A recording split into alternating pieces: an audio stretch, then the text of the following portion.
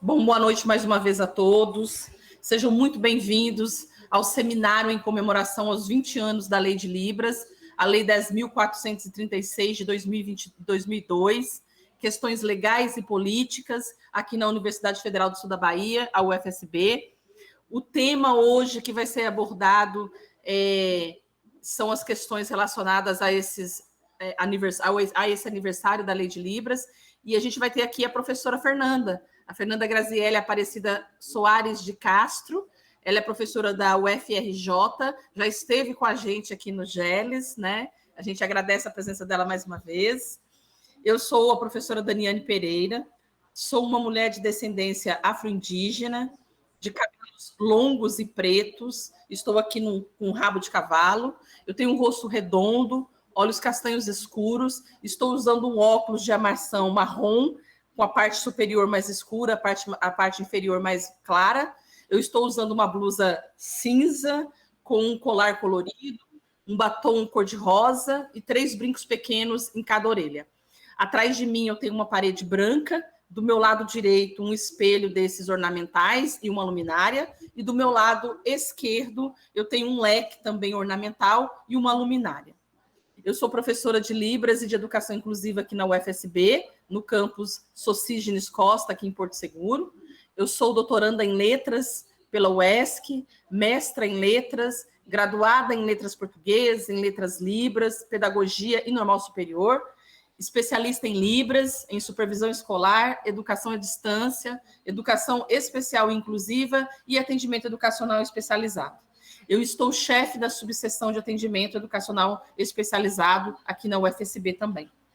Mais uma vez, eu quero agradecer a presença de todos aqui no seminário em comemoração aos 21 anos da Lei de Libras, né, que propõe comemorar esses 21 anos da Lei de Libras. São 21 anos da Lei 10.436 de 2002, é uma data comemorativa que está prevista na Lei 13.055, de 22 de dezembro de 2014, e é uma lei que vai instituir o Dia Nacional da Língua Brasileira de Sinais, a Libras, sendo o dia 24 de abril. Então, eu agradeço desde já a presença da professora doutora Fernanda Graziele Aparecida Soares de Castro, da UFRJ, e a disponibilidade para estar conosco aqui neste momento de comemoração e discussão sobre a língua brasileira de sinais, a Libras. Eu agradeço desde já também a presença das tradutoras e intérpretes de Libras, língua portuguesa, a Bianca Lorena Rodrigues Costa, da Secretaria Estadual de Educação de Minas Gerais, a Raimires Costa Rocha, da Secretaria Municipal de Educação de Brumado, e a Roberta Meira Ferreira Pereira, do IFBA. Esse evento ele vai ser gravado, a cópia desse vídeo vai ficar disponível no canal do YouTube, o Observatório Inclusivo da UFSB. A gente pede que vocês se inscrevam no canal, ative o sininho das notificações para receber um alerta quando a gente colocar algum conteúdo novo e deixe seu like, tá bom?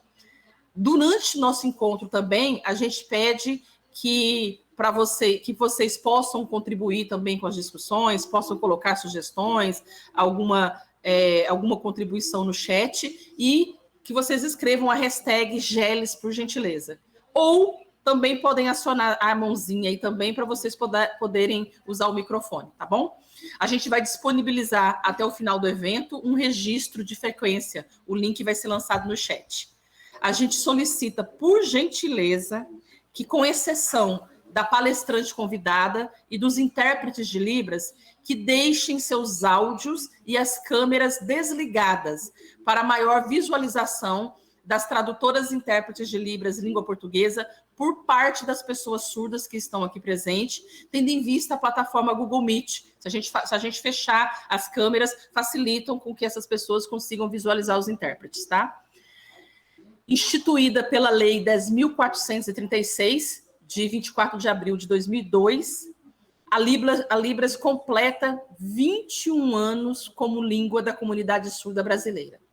É uma lei que reconhece esta língua como um meio legal de comunicação da comunidade surda do Brasil, conforme consta no artigo 1º, no parágrafo único, entende-se como língua brasileira de sinais, Libras, a forma de comunicação e expressão em que o sistema linguístico de natureza visual-motora, com estrutura gramatical própria, constitui um sistema linguístico de transmissão de ideias e fatos oriundos de comunidades de pessoas surdas do Brasil.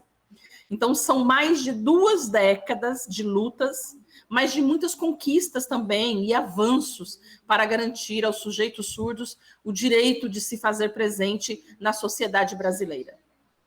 E para a gente dar início a esse seminário, eu convido a professora doutora Fernanda Graziele Aparecida Soares de Castro, da UFRJ. Ela é doutora em Linguística pela UERJ, ela é mestra em Educação pela PUC Minas, é licenciada em Normal Superior pela PUC Minas, licenciada em Letras Libras pela UFSC, é especialista em Psicopedagogia, Educação Especial e Inclusiva pela PUC Minas. Atualmente, ela é professora do curso de Letras Libras da UFRJ, é coordenadora do Núcleo de Inclusão e Acessibilidade da UFRJ também. Então, seja muito bem-vinda mais uma vez ao UFSB, professora Fernanda. Obrigada mais uma vez e fique à vontade.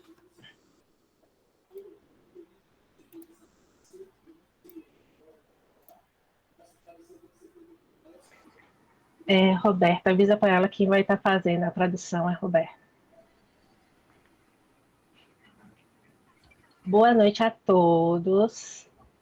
Primeiro, eu gostaria muito de agradecer a Dani pelo convite para estar fazendo essa palestra aqui hoje com vocês.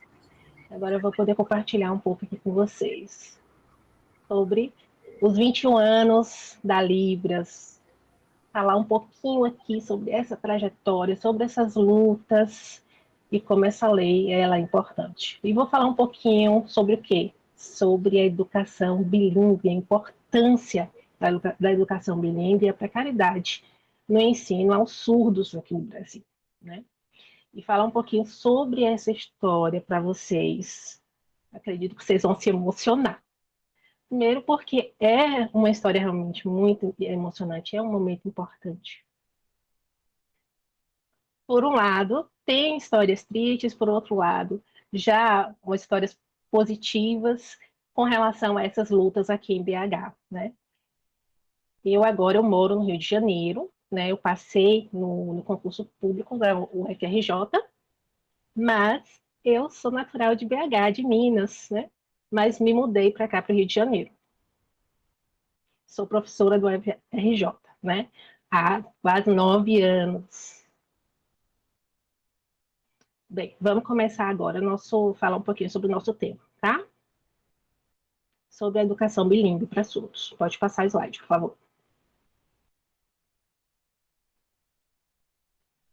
Então, o que nós surdos queremos? O quê, hein? O que a gente quer? Bem, se não tivesse lei, como a gente estaria agora? Pense aí, imagine. Com a criação da Lei 10.436, né, 24 de abril de 2002, quando essa lei começou a entrar em vigor, e hoje aí já temos aí 20 anos, nossa, quase 20 anos aí, né?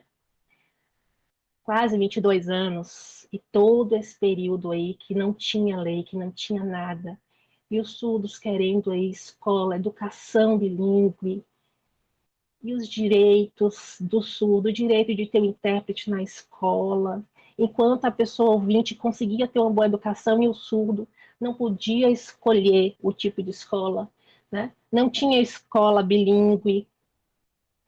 E quando começou a sonhar, a pensar aí nessa educação bilíngue para a comunidade surda, especialmente aí para as crianças, né? E é uma grande luta, onde alguns estados aqui no Brasil, né, alguns, como no Rio e alguns outros estados, têm. Será que todos os estados do Brasil têm educação bilíngue? Não, são alguns estados que têm.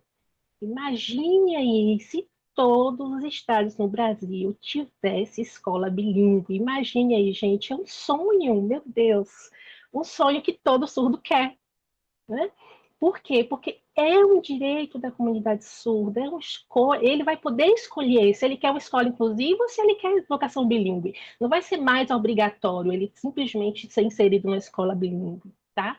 E hoje a gente grita, a gente pede, a gente luta, a gente esforça para que possa ser aberta aí escolas bilíngues por todo o Brasil. E nós todos temos o direito, a gente tem o direito de escolher por uma educação bilíngue. E com a criação da lei, ela garante isso, né? Ela garante. E é uma lei que está sendo divulgada, mas cadê? E aí, onde? Cadê as escolas bilíngues? Onde elas estão? Será que no Brasil já tem? Não tem. E precisa criar em todo o Estado brasileiro.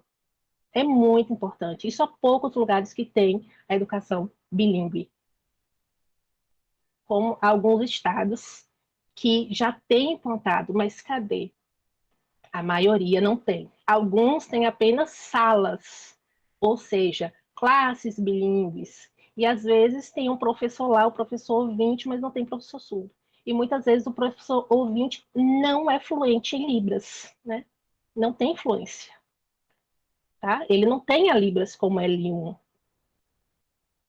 A maioria dos professores ouvintes tem que tem influência em língua consegue dar uma aula direto. Mas e no caso do surdo? Para ele poder aprender a L1? O ouvinte, por exemplo, aprende a L1, que é a língua portuguesa, e a Libras como L2, mas no caso do surdo, cadê? O surdo aprender a L1, que é a Libras, e o português como L2. Como, por exemplo, lá em Palhoça tem a educação bilíngue. E as crianças, todas elas já aprendem Libras e tem professores bilíngues nessas classes. E essas crianças já estão aí sendo naturalizadas e aprendendo aí a Libras como L1. E hoje é uma grande luta para que a Libras ela seja incluída como disciplina obrigatória em todo o Brasil. É uma luta, como a gente já tem o quê? 21 anos da lei, e cadê? Existe uma grande falta, e a gente realmente até hoje não consegue, mas a gente continua a luta. A gente continua buscando, a gente não para. Até que a gente consiga dar uma melhor educação para nossas crianças surdas. Por exemplo, vocês sabem a história aqui em BH, por exemplo, a mulher Clarissa Fernanda. Ela é uma mulher surda, faleceu ano passado de um acidente, e ela sonhava com a abertura da escola bilíngue aqui em BH. E o que aconteceu? Ó, Clarissa, eu acho que eu falei certo. É Clarissa mesmo? É, Clarissa Fernandes. E esse é o sinal dela. Ela mora em BH. Ela faleceu. O vídeo da Fernanda travou para mim. Ela era uma pessoa militante da comunidade surda em busca da escola bilíngue e ela sonhava com essa escola aqui em BH.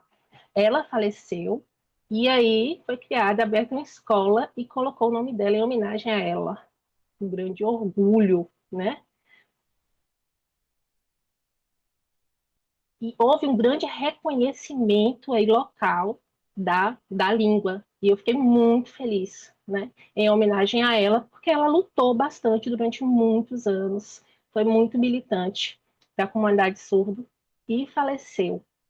E aí todos continuaram aí essa luta, mesmo depois do falecimento dela, até que abriu essa escola e colocou o nome dela em homenagem. E eu fiquei muito emocionada. E nós surdos, a gente sempre ficava preocupado com a educação das crianças, para que eles tivessem uma boa educação. Vocês entenderam, gente?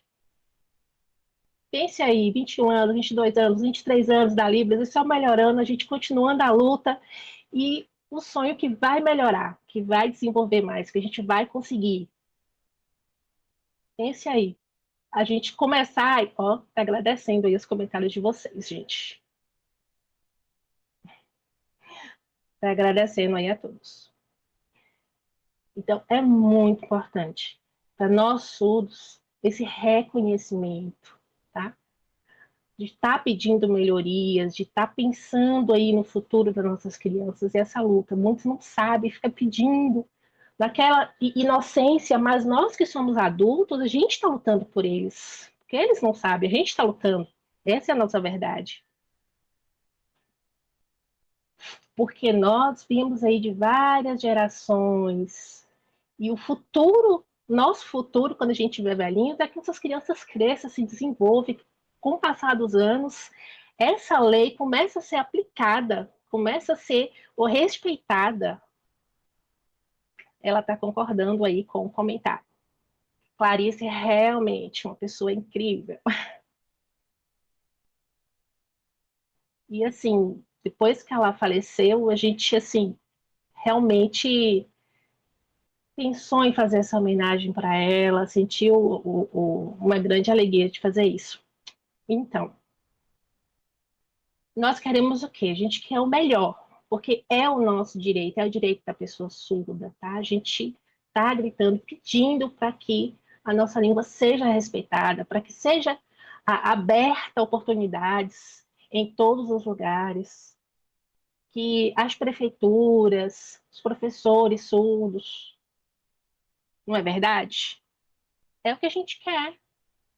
A gente quer que abra cada vez mais aí escolas, pense aí, que os surdos possam estar inseridos em todos esses espaços. É isso que a gente quer garantia que a lei seja cumprida. Pode passar o slide.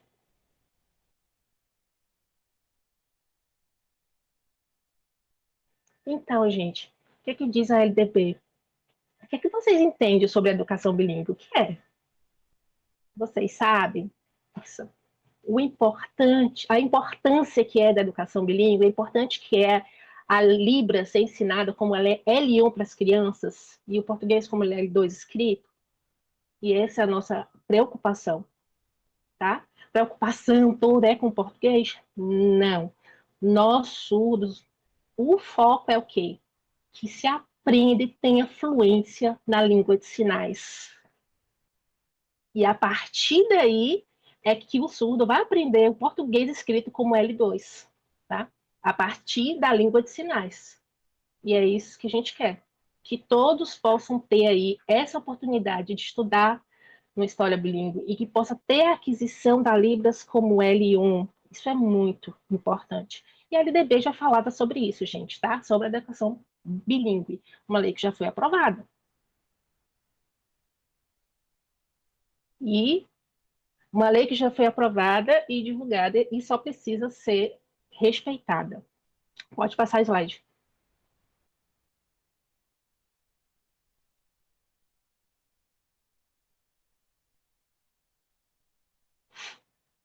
Mas onde é que acontece, gente, a educação bilíngue? O vídeo da Fernanda travou para mim. Voltou.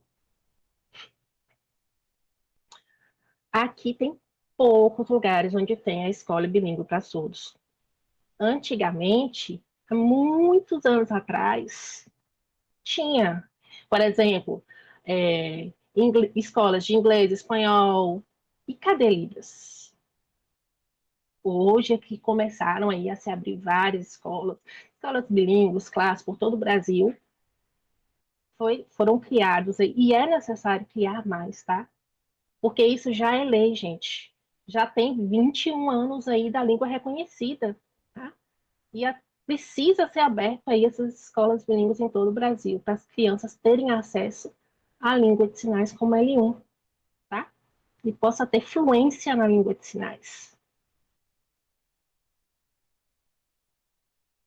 Alguns professores que entram para dar aula de Libras, não tem muita fluência em Libras e acaba prejudicando o ensino dessas crianças surdas, porque a qualidade do ensino não é boa, né? É por isso muitos precisam criar material específico, estratégias, adaptações para que essas crianças aprendam e muitos não fazem isso. E na educação bilíngue, tudo é focado na educação do surdo e na língua de sinais. Tudo é visual. Os materiais são adaptados, tudo são acessíveis. E o que é melhor? Melhor do que o material adaptado é o material específico, tá? E o professor ter esse conhecimento, ter entendimento da cultura surda, da identidade surda. Pode passar o slide.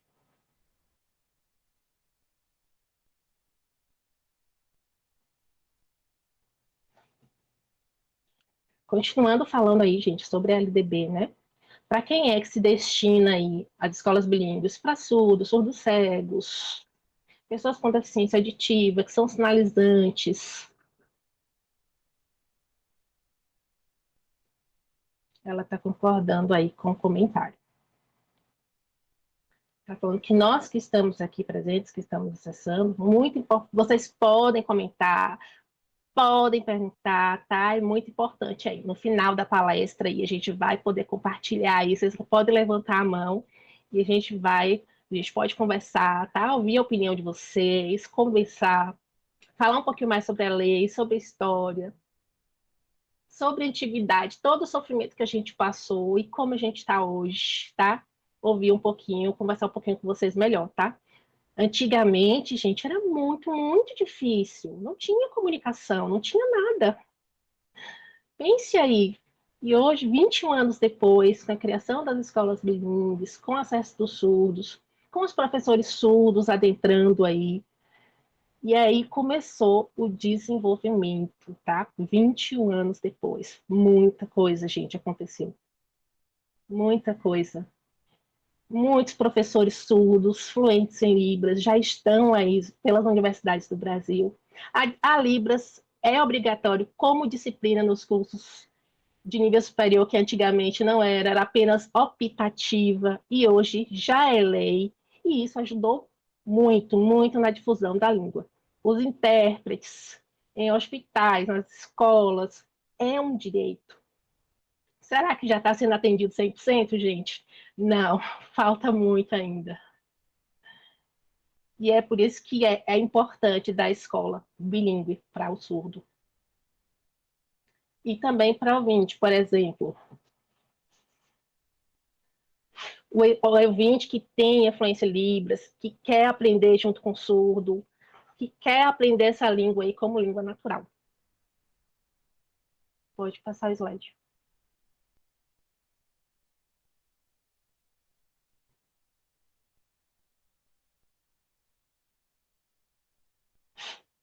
Hoje, a gente vê como uma vitória muito diferente, gente. O reconhecimento, a forma como a gente observa o nosso passado, como sofremos, como foi difícil, como nós fomos marginalizados, sofremos preconceitos. Como a Libras era marginalizada, a gente sofreu muito, até que foi criada a lei, a língua foi reconhecida e começou aí a grande militância por todo o Brasil. E os surdos começaram a adentrar os espaços como professores de Libras, e a língua começou a ser valorizada, porque antigamente, antes da lei, não tinha nada disso, e era muito difícil, muito complicado. E os surdos sofriam muito, era muito difícil. Eu sofri muito, quando eu lembro, em 2001, quando adentrei a faculdade, a primeira faculdade foi a faculdade de pedagogia na PUC. E não tinha intérprete, gente, não tinha nada. Eu era a primeira surda que adentrei ali aquela faculdade. Não tinha a lei de Libras ainda, foi em 2001. A lei só começou a partir de 2002. E eu entrei na faculdade, a primeira surda, não tinha nada no curso, não tinha intérprete, e eu sofria muito, além de sofrer o preconceito na sala. Os colegas olharam para mim, ai, ela é surda, ai, ela não sabe nada, e foi uma luta até eu conseguir um intérprete. E depois da lei 10.436, 24 de abril de 2002, na hora começou a contratar o intérprete. Olha a diferença a partir da lei. Antes era muito difícil. Antes da lei, a gente falava e dizia que, ah, não, surdo não precisa, surdo mudo, chamava a gente de surdo mudo. Lembra disso? A gente sofria bastante. Muito complicado. Mas será que a gente desistiu? Será que a gente desanimou? Ah, o surdo não sabe. Ah, será que a gente desanimou? Não. A gente continuou, se manteve firme e procurou segurar os nossos direitos.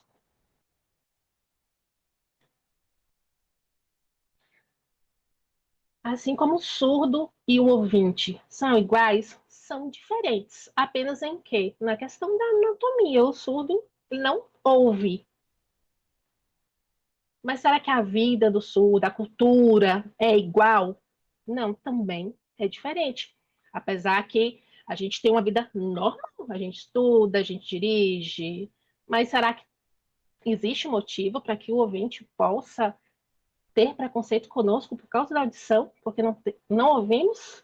Ou ficar olhando para a gente, ficar com pena, ficar com dó, e falar, coitadinho do surdo, ah, ele não sabe, precisa de ajuda. Pensa aí, a família, a educação, como se deu? Muito diferente. Mas o surdo é igual o ouvinte, tá? Nós somos iguais. E ainda mais depois da lei reconhecendo aí a nossa língua como meio oficial de comunicação da comunidade. Mas será que a Libras ela substitui português escrito? Não, não substitui, tá? Antigamente, o português escrito, ele não era ainda reconhecido como L2, né? Só depois da lei que a língua portuguesa da modalidade escrita passou a ser aí como L2 para a comunidade surda, tá? Isso porque a partir daí que começaram a ter profissionais para poder trabalhar o L2, começaram a adaptar as provas, começaram a sensibilizar, porque antigamente não tinha nada disso. Então, o professor ele só falava, falava, falava. Antes da lei não tinha nada disso. Só após a lei que houve aí esse reconhecimento. No entanto, apesar da Libra ser reconhecida, ela não substitui a língua portuguesa na modalidade escrita. E é preciso se respeitar isso, tá? Porque muito surdo, às vezes, né, não alguns profissionais que têm formação específica ali em letras, letras libras, conseguem ter uma boa escrita em português. Pode passar.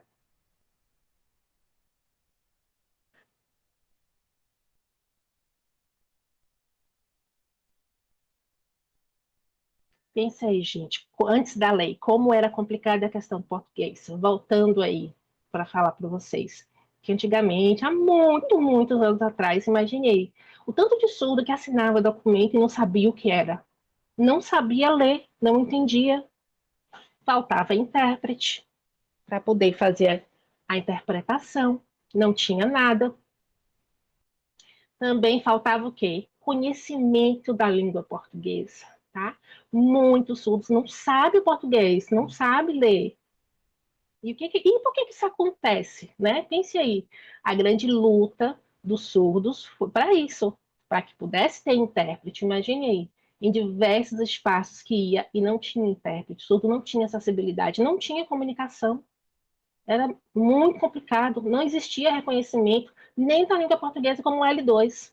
Foi a partir de muita militância, de muitas lutas, até que se mudou a visão da sociedade. E aí sim, através da lei 10.436, que a comunidade surda aí começou a ter essa visibilidade e conseguiu aí ter o reconhecimento da Libras e também do português na modalidade escrita como L2. E também nós conseguimos aí os intérpretes em hospitais, em consultas médicas, em diversos outros espaços. E essa luta aí de 21 anos, muita coisa. Não é verdade? Pode passar o slide. Roberta, Oi. substituição. Ok. Então, o que que aconteceu? Os surdos, então, começaram a ter acesso a língua de sinais através da contratação do intérprete. Então, ele começou a utilizar a primeira língua dele. Ele começou a aprender melhor, né? Por quê? Porque tudo era passado na língua de sinais. Então, era mais fácil de compreender, né? Porque é a língua dele, né? Então, era algo claro na língua de sinais. Então, o bilinguismo, ele vai auxiliar todos os surdos, as crianças. Por quê? Porque os professores, eles sabem passar o conteúdo em língua de sinais para o surdo, diretamente na primeira língua. Então, isso é que vai auxiliar ao surdo. Também, diversas pesquisas sobre a educação bilíngue para crianças surdas, mostrando que a escrita, né, comprovando que a língua de sinais é a primeira língua e pode trazer uma qualidade no aprendizado da escrita da língua portuguesa para o surdo, utilizando o quê? A língua de sinais como língua de instrução. Então, várias pesquisas comprovaram isso. Pode passar.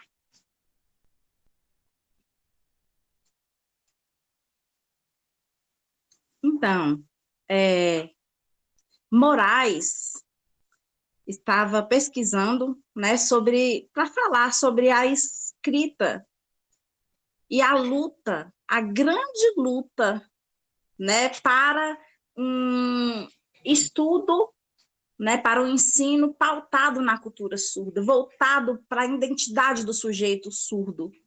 Por quê? Porque o surdo, ele vai compreender de uma forma com educação de qualidade. Ele mostrou o quê? Que materiais adequados. Por quê?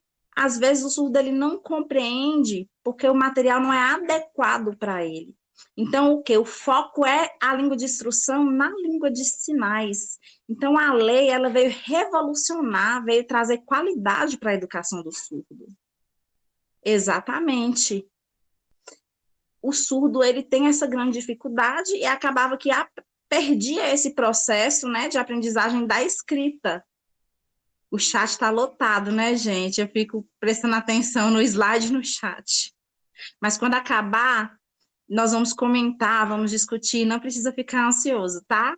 Deixa eu terminar aqui e logo depois, no final, nós compartilharemos nossas ideias, tá bom? Pode passar. Então, Moraes, nessa pesquisa, calma, meu povo, isso mesmo. Então, por quê? Como eu sou visual, eu fico, me atrapalha um pouco quando vocês mandam para o chat, porque chama minha atenção, eu leio de forma rápida e já quero responder também. Então, vamos voltar. Moraes fez uma pesquisa, né, falando da terminologia principal, que na lei, sobre a cobrança que era do surdo, né? E passava esse surdo sem ter conhecimento. Isso é algo ruim. Por quê? Vamos refletir. O surdo, ele quer vencer na vida. O surdo, ele quer, assim como os outros, produzir. Travou aqui para mim o vídeo dela. Voltou.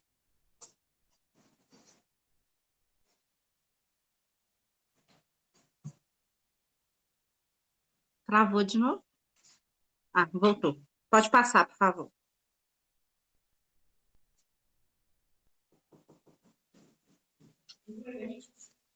Então, em 2021,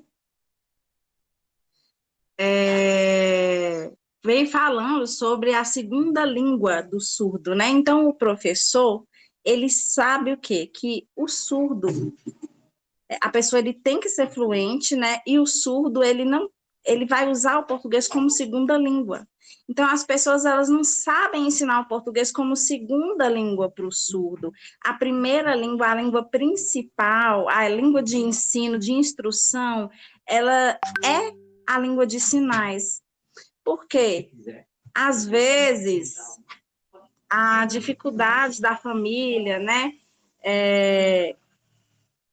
em não saber como também ensinar para o surdo. Existe também esse problema no âmbito familiar. Então, o professor, ele precisa ser fluente, ter uma qualidade linguística, porque o surdo ele é visual, né? Então, o ensino do português ele também vai ser utilizado de forma visual, né? Através das palavras, diálogos, depois pegar essas palavras, trabalhar dentro de um texto, né? Mostrar para ele de maneira visual, para ele compreender esse vocabulário, né? É impossível que não seja de maneira visual. De maneira visual, o aluno vai conseguir perfeitamente compreender e aprender a língua portuguesa. Então, falta essa qualidade de material para o surdo. Pode passar.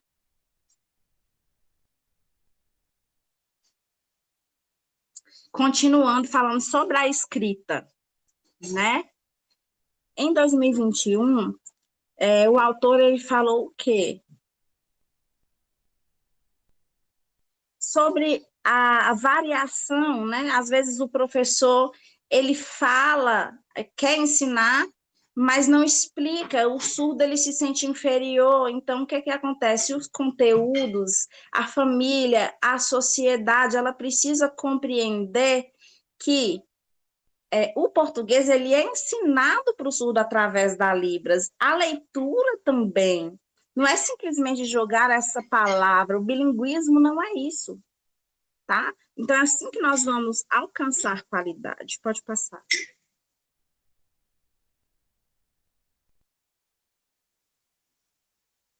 Então, essas são as referências, né? Eu dei uma resumida, porque eu quero deixar um espaço maior para o nosso momento de interação, tá?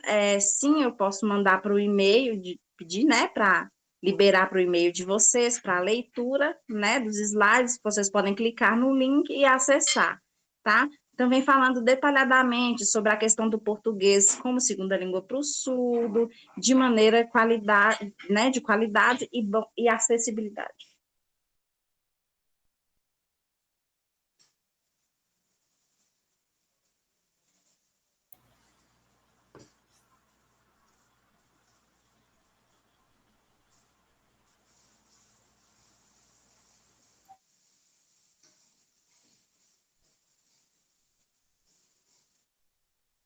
Então, eu quero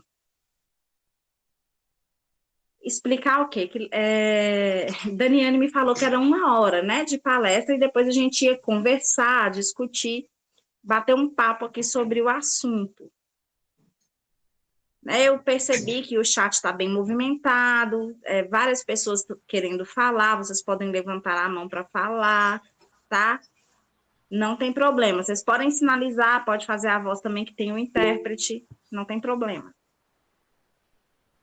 Sim. Dilson já levantou a mão, pode ficar à vontade, Dilson. Peraí, só um minuto.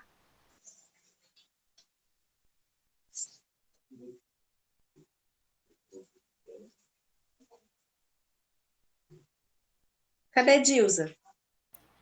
É porque ela estava com duas. Eu estava com dois ligados, então, para não dar microfonia, eu tive que sair de um. Então. Bia, tua mão não está aparecendo direito. Boa noite. Você, como uma pessoa surda, é uma pergunta assim, não tenho muito o que perguntar sobre sua aula, porque está maravilhosa. Só mesmo agradecer. Mas eu fiquei curiosa com uma coisa. A gente sabe que as leis, de tempos em tempos, elas precisam ser revistas, né? Porque as coisas mudam, as pessoas mudam, as necessidades mudam. Então, você como uma pessoa surda, hoje, olhando para a Lei 10.436, você acredita que exista alguma parte nessa lei que você, como uma pessoa surda, gostaria que mudasse? Tem alguma coisa que você gostaria que fosse acrescentada ou removida dessa lei?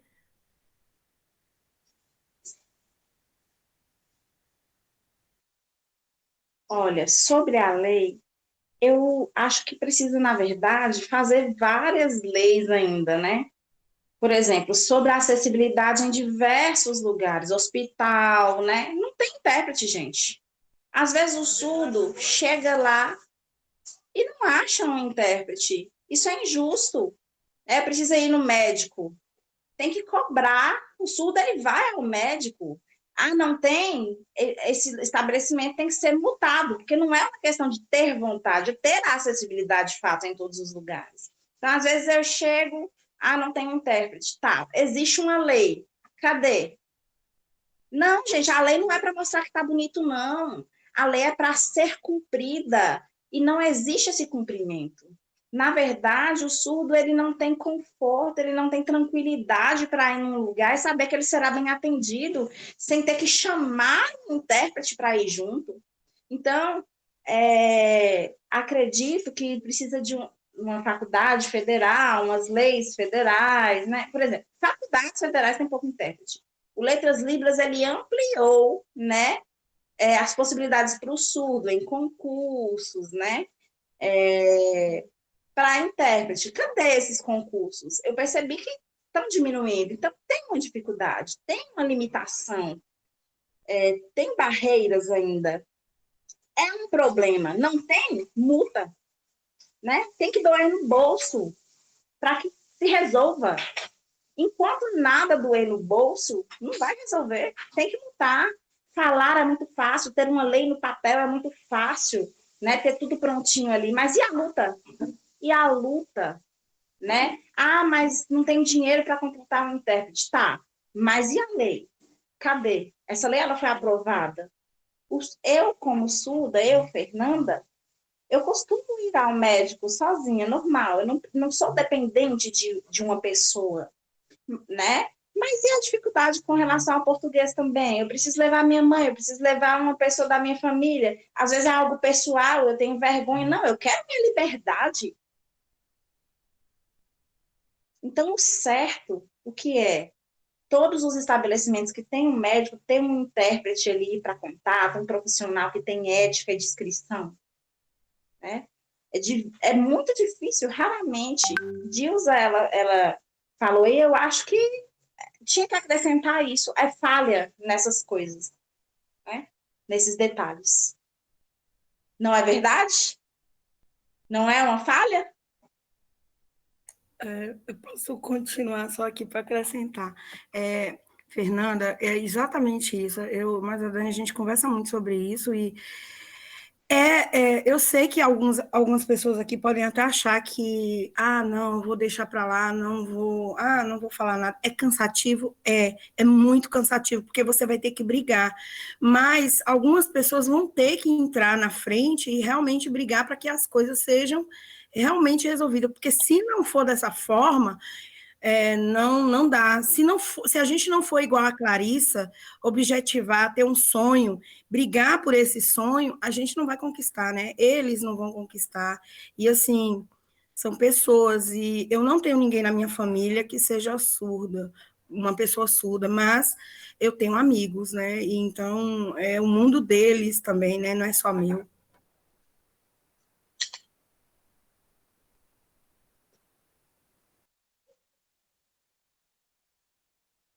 Então, nós, surdos, precisamos caminhar junto com vocês, que não são surdos, que são ouvintes. Não existe isso de só a gente lutar, não.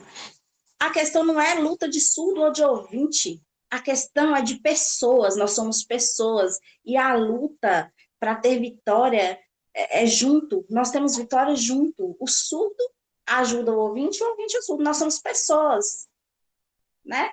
O ouvinte, ele aprende onde, Libras? Com quem ele aprende a língua de sinais? Por que ele aprende a língua de sinais? Não é por causa do surdo? Não é com o surdo? Então, nós temos que andar de mãos dadas. É uma união. O ouvinte precisa do surdo para aprender Libras e o surdo do ouvinte. Então, é uma união, é andar em conjunto, é um trabalho em conjunto. Então, eu acho que o importante também é o ouvinte saber o quê? Que algumas vezes, por exemplo, eu percebo as pessoas deixando para lá o governo, a prefeitura, né, o Estado. Não, está na hora de darmos o nosso grito, o grito do povo surdo, através da língua de sinais, mostrando os nossos direitos, impactando, lutando de fato, impactando, trazendo para as pessoas, batendo de frente mesmo e mostrando que nós não somos incapazes que nós caminhamos juntos e podemos fazer as coisas juntos, então nós vamos conseguir muitas vitórias. Por exemplo, às vezes uma pessoa falece, todo mundo começa a preocupar com o bilinguismo, né? Depois que um surdo morreu, por exemplo. Então, por quê? Por que que aconteceu? Precisa chegar nesse ponto? Entendeu? Por quê? Por que que existiu isso? Porque teve movimentos surdos, né? Teve a militância, teve a luta e demorou muitos anos, né? Aí uma pessoa morre e precisa ser homenageada para ser reconhecida a língua de sinais?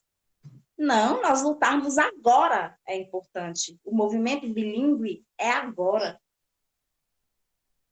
A vida, ela acontece agora e nós precisamos mostrar o nosso orgulho de sermos surdos, da luta surda, porque senão nós não seremos nunca notados. Nós nunca seremos vistos como pessoas capazes. Nós não podemos deixar para depois o que é para ser agora, o que é para acontecer agora, neste momento.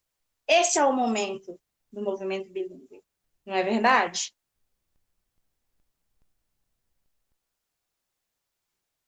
Exatamente, precisamos mostrar a verdade.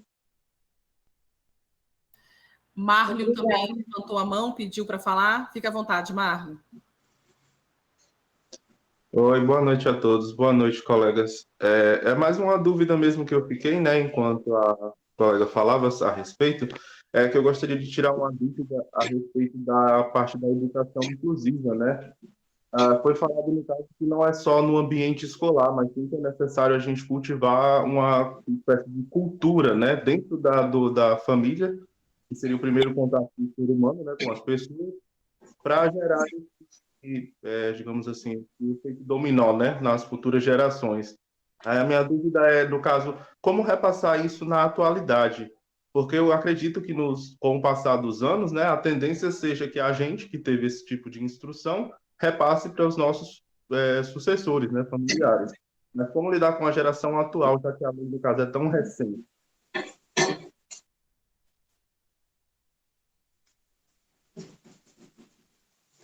Então, sua dúvida, né, sua opinião, isso é muito importante. Sobre o intérprete dentro da inclusão, é importante na escola, mas dentro da família é o principal, porque às vezes a família, ela não sabe língua de sinais, e o surdo, ele também às vezes não sabe. Então, ele entra na escola sem saber a língua de sinais, e a língua de sinais, ela é importante para o surdo. Então, quando o professor surdo, ele também está ali dentro da inclusão, a família também já se comunica com o surdo, é diferente. Porque as crianças dentro da escola aprendem, ok. Aí chega em casa, não consegue se comunicar. Então, ele não vai se desenvolver do mesmo jeito. É importante que dentro da família, vocês, por exemplo, venham solicitar, né, fazer trabalhos também, falar sobre o assunto, né, produzir eventos, para que essa luta continue, para que a transformação aconteça. É um trabalho que já vem há muito tempo, né? Então, tem 10 anos, por exemplo, que eu estou nessa luta aí com criança surda, né? Eu tenho lutado para abrir esse espaço para criança surda, para fazer materiais para o surdo, atividades para os professores que não sabem língua de sinais. Eu ensino para esses professores, porque nós precisamos ter a visão como ouvintes e a visão do surdo, enxergar o surdo como ele é, o que ele quer, como ele é. Então, antes isso não existia. Hoje existe, né? E ele aprende de maneira com mais qualidade, com mais coerência. Por quê? Porque tem esses materiais adaptados. Então, é necessário também, já tem 10 anos que eu estou nessa luta, né? Para que as realidades mudem. Então, antes, por exemplo, materiais eram muito bagunçados, não existiam materiais catalogados, materiais específicos, não adaptados, mas adequados para os surdos, né? E esse é o trabalho que deve ser feito dentro da família, na educação, dentro da escola, porque é um processo, né? por exemplo, o Letras Libras, ele veio trazer isso para nós, para a gente trazer essa compreensão e aceitar essa visão, né? Que o surdo, isso vai só acrescentar para o surdo. E isso ele vai crescer para o resto da vida. E é um orgulho, né? Essa luta eu tenho que fazer minha parte, né? Tenho feito minha parte. Então, essa parte, ela vem também na luta dos professores surdos, de trazer a acessibilidade para a pessoa surda, né? Os doutorados, os mestrados são difíceis, né? Por exemplo, antigamente, como que conseguia um intérprete? Escribas, né? Intérprete escriba. Ou seja, o professor, ele falava e o intérprete, ele ia escrevendo, né? Para poder entregar para o aluno surdo fazer a leitura em casa. Então, esse surdo, ele conseguia ver a explicação, tinha um outro intérprete, ou ele via a interpretação do intérprete, ou ele olhava para o slide, né? E aí ele perdia. Então, tinha que ter um intérprete escriba, ele ia fazer um resumo do que estava ouvindo, né? Entregava para o aluno. Nossa, foi uma luta, mas eu consegui esse intérprete escriba, porque ele me ajudou muito, né? Gente, olha só quanto tempo passou. E todos os dias nós temos que lidar com essa situação, essa luta de acessibilidade até hoje. Né, surdo cego, o cego, né, a questão do braille, a questão das verbas serem investidas para os deficientes, né, para o deficiente visual também, para o surdo. A maioria era para os deficientes visuais. Para o surdo, a maioria era negado o investimento para o material do surdo, porque achava que ter um intérprete era suficiente.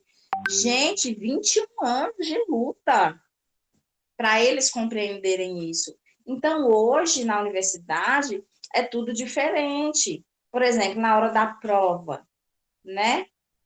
Conseguiu a prova ali interpretada. Isso demorou. Por exemplo, inglês, espanhol, aceitou a prova em português, porém, como segunda língua para o surdo. Isso é um motivo de orgulho para a comunidade surda, né? É uma luta que veio desde o passado até agora. Vou entrar, Bia.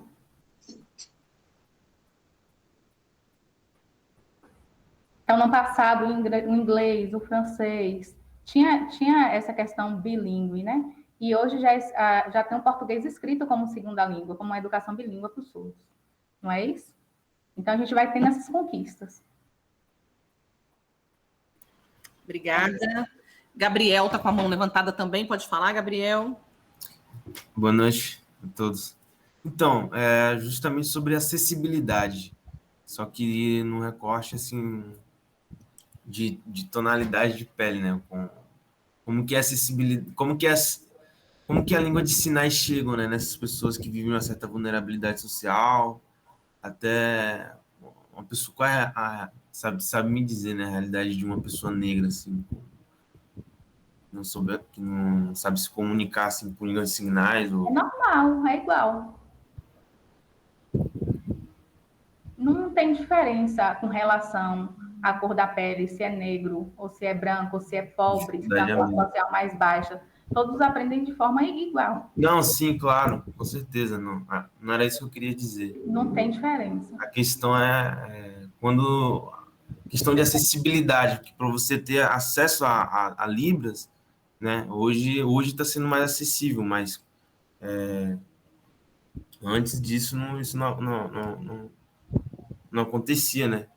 Isso na verdade, no passado realmente era mais difícil, né? Algumas pessoas eram segregadas, eram deixadas de lado, né? Então isso vem mudando com o passar do tempo. Isso vem sendo respeitado e vem se tornando igual, tanto para as pessoas de classe mais inferior, como pessoas de classe superior, ou do tom de pele diferente, o negro, o branco.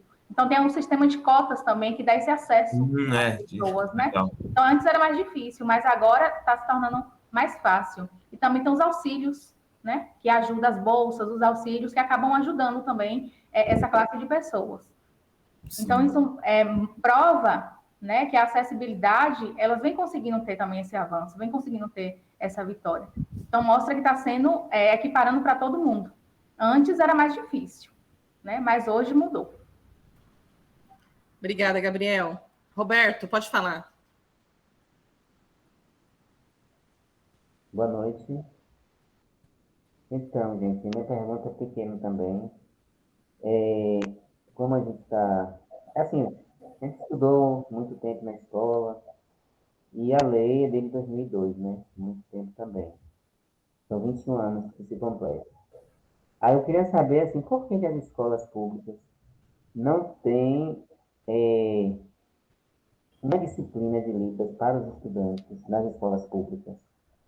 Já que temos língua portuguesa, língua inglesa e outras línguas, e não temos a língua de Libras, será, sinceramente, assim, o porquê dessas escolas que os governos não implantam um componente, que seja uma disciplina, né, por cima de matéria, no ensino básico, para começar do ensino básico até chegar à universidade?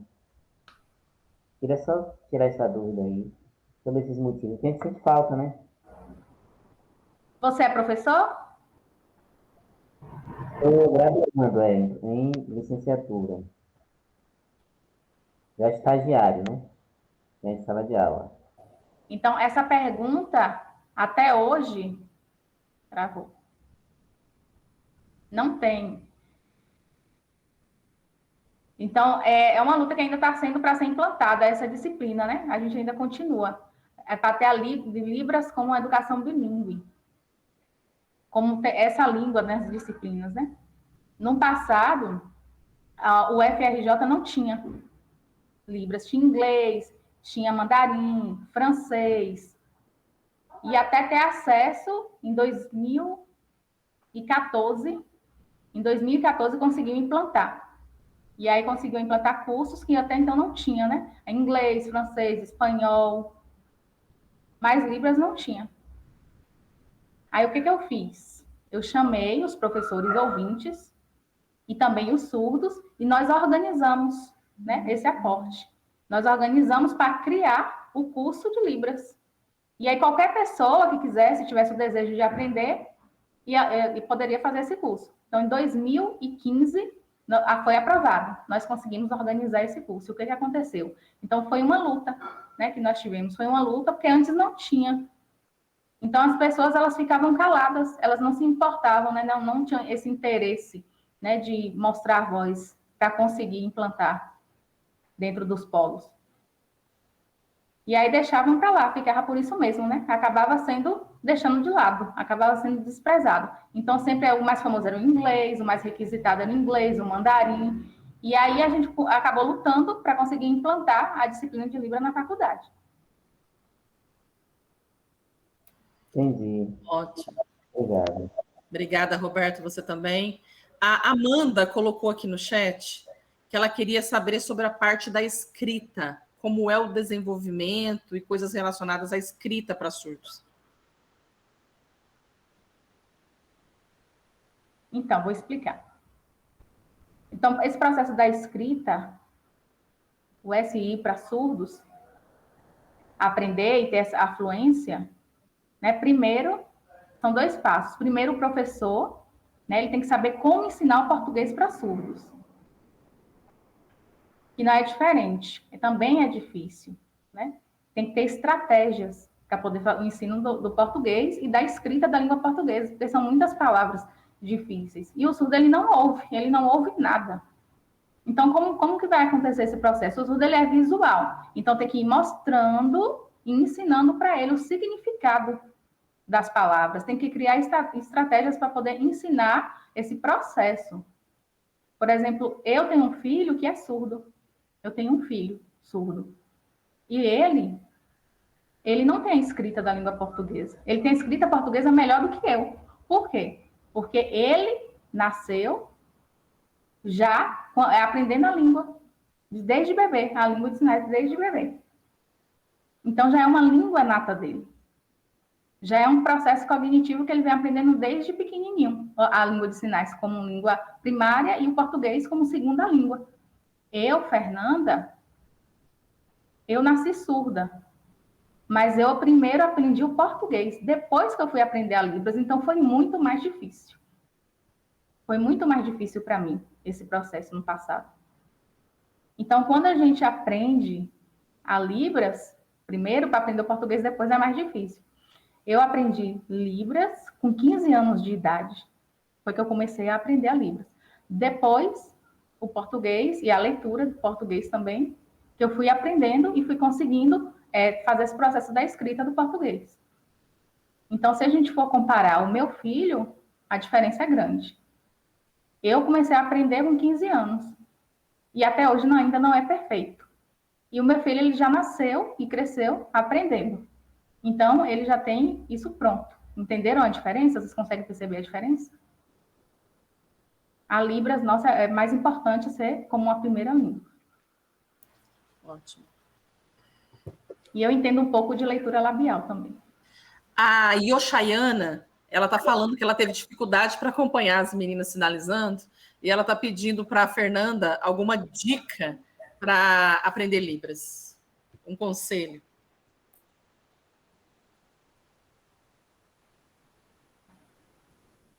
Então, é bom fazer cursos, é bom entrar, acessar palestras, congressos, seminários, e praticando, né? E também tendo contato com surdos, com a comunidade surda.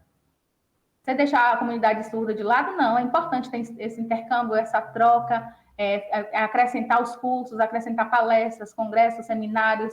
Então, absorver tudo isso você consegue. A Marina e o professor Elton.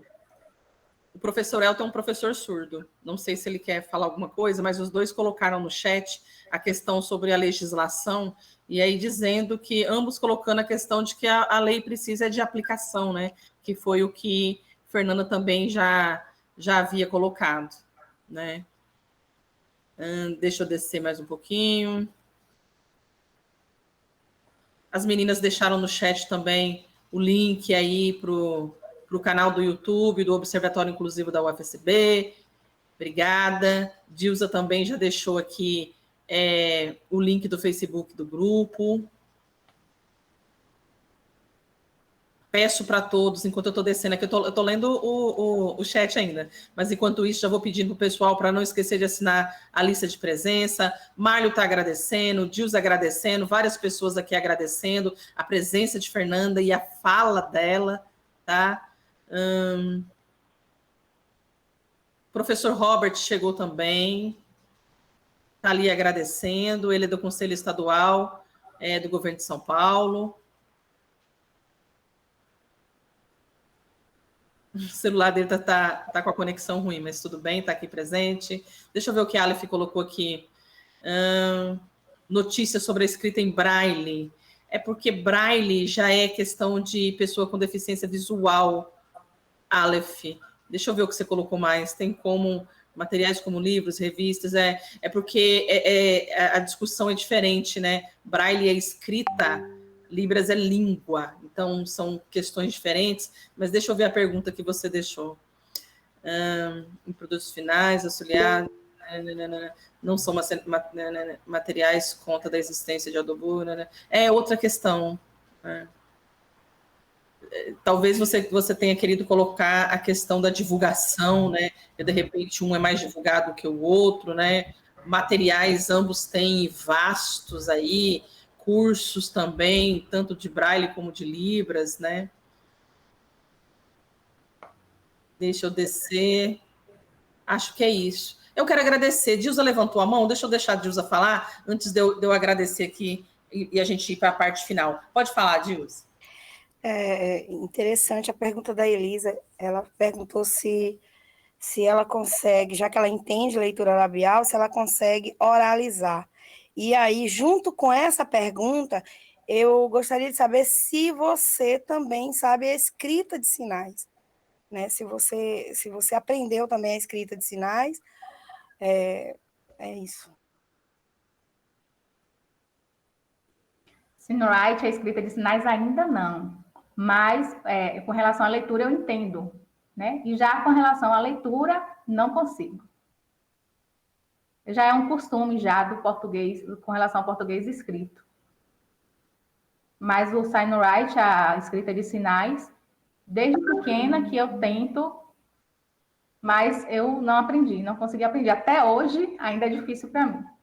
Desde pequenininha, que era mais fácil. Agora, com relação à leitura labial, eu entendo porque quando eu era pequena, quando eu nasci, quando eu era criança, eu cresci aprendendo, aprendi Libras com 15 anos, então eu utilizava a leitura labial, eu utilizava a voz para falar, e aí depois que eu vim aprender a Libras, então já virou um costume. Depois que eu aprendi a Libras, que foi muito melhor, eu tive um progresso muito melhor, através da sinalização, e hoje eu só utilizo a sinalização. Entendeu? Então você oraliza. Você aprendeu a oralizar. Sim. Libras vim aprender com 15 anos. Então, desde pequenininha que eu oralizava. Usava aparelho auditivo. Aí, até os 15 anos, que aí eu comecei a aprender a Libras. E minha fala piorou. Antes eu falava melhor. Falava tudo. Falava bem melhor. Só que aí, depois, quando eu comecei a aprender a Libras, minha fala foi piorando, foi diminuindo. Obrigada, Elisa, Dilza, Simone. Tem vários agradecimentos aqui no chat. Professora Fernanda, deixa eu ver o que Robert colocou ali. Qual você pode refletir uma língua oficial como Libras no Brasil? Também outras línguas de sinais no Brasil? Ele quer saber sobre... É porque Robert chegou um pouquinho depois, ele não pegou a fala da professora Fernanda quanto à questão da oficialização da Libras, mas ele está perguntando sobre outras línguas de sinais, né, que existem, e acho que ele está querendo saber se ela tem conhecimento de outras línguas de sinais.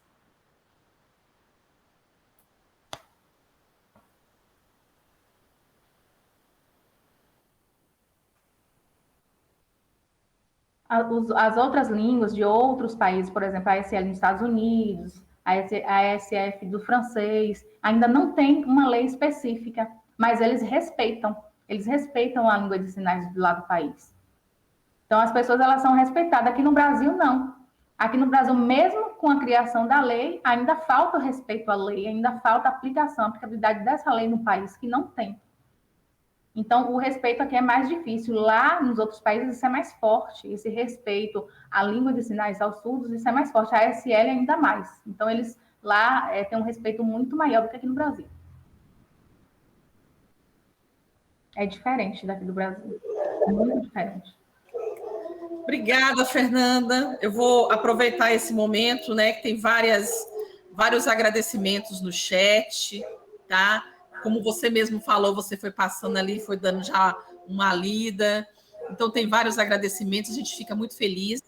E eu gostaria de aproveitar esse momento para poder agradecer a presença dos acadêmicos da UFSB, da Universidade Federal do Sul da Bahia. A gente tem pessoas também representando o Centro de Capacitação de Profissionais da Educação e de Atendimento às Pessoas com Surdez, do CAS, né? A gente tem representantes aqui do CAS Montes Claros e do CAS BH. Temos representantes da Universidade do Estado da Bahia, da Universidade Federal dos Vales e Mucuri, a UFVJM, da Universidade Federal do Recôncavo da Bahia, a UFRB, do Conselho Estadual para Assuntos da Pessoa com Deficiência, na pessoa do professor Robert, da Universidade Federal do Tocantins, a UFT, a Universidade Federal do Acre, a UFAC, a Universidade Federal do Sul e Sudeste do Pará, a Unifespa, a Universidade Federal da Paraíba, a UFPB, a Universidade do Estado do Pará, a UEPA, a Universidade Federal do Vale do São Francisco, a Univasp, o Instituto Federal da Bahia, o IFBA, e da Prefeitura Municipal de Brumado. Eu gostaria de agradecer a todos pela presença, muito obrigada.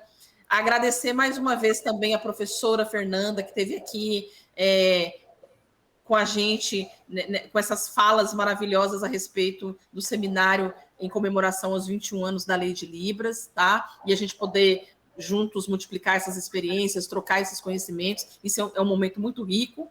Eu quero agradecer também às tradutoras e intérpretes de Libras, língua portuguesa, a Bianca, a Raimires, a Roberta, e também agradecer aos monitores do evento, né? A Isabela, a Dilza, o João, o Leandro e a Luzinete.